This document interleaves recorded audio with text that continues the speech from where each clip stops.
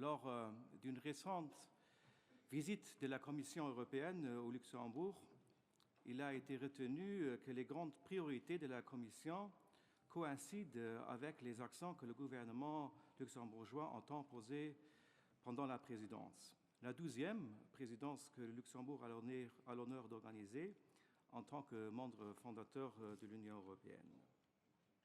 Cette présidence nous permettra de mettre en valeur des vertus qui nous sont chères et qui, je le dis sans modestie, mais qui nous sont chères et qui nous caractérisent dans cette Europe des 28.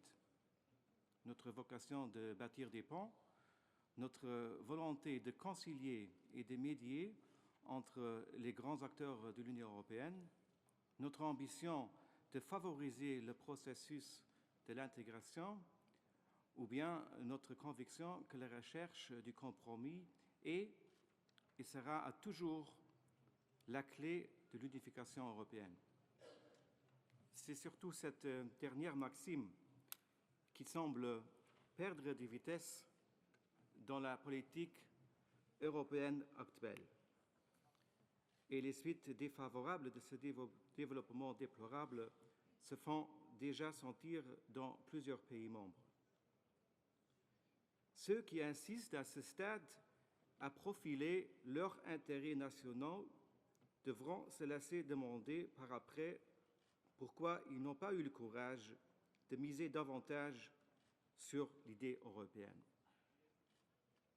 La solidarité est un mot d'ordre qui ne s'emploie pas seulement dans les discours de circonstance, mais qui devra jouer preuve à l'appui dans les moments difficiles.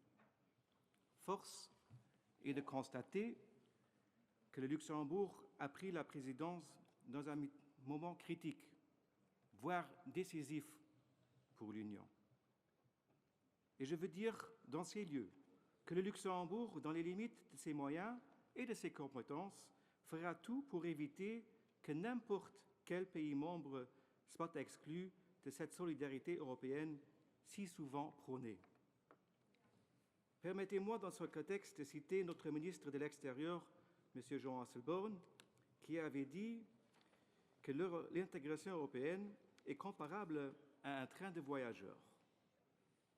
Disjoindre le dernier wagon de ce train, le plus faible en l'occurrence, créera dans ce train automatiquement un autre dernier wagon. Ne l'oublions pas.